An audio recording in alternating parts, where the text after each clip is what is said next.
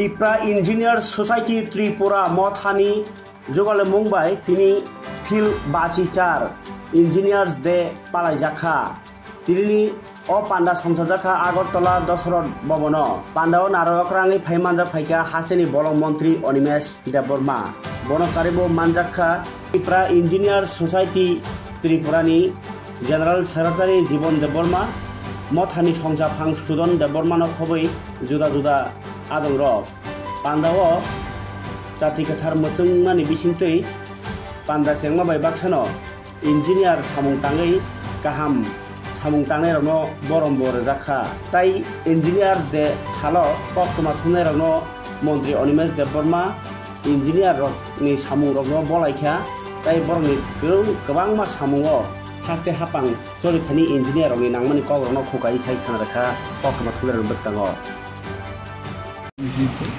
as a chief guest এবং যারা newly appointed হয়েছেন তাদেরকে আজকে সংবর্ধনা দেওয়া হবে এবং অ্যারাউন্ড 250 ইঞ্জিনিয়ার সংগঠনের পক্ষ থেকে আজকে উপস্থিত থাকবেন।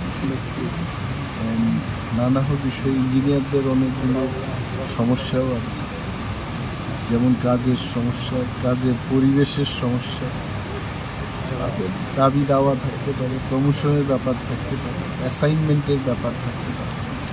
এগুলো নিয়ে তাদের আজকে আলোচনা এবং ইঞ্জিনিয়ারিংকে সমাজের স্বার্থে কীভাবে ব্যবহার করা যায় সেই সম্পর্কে আমি নিজেও ইঞ্জিনিয়ার, আমি আলোচনা করি যে ইঞ্জিনিয়ারদের একটা বিশেষ ভূমিকা আছে এবং কী করলে সমাজের জন্য ভালো হবে এই দিকটাকে নিয়ে আছে।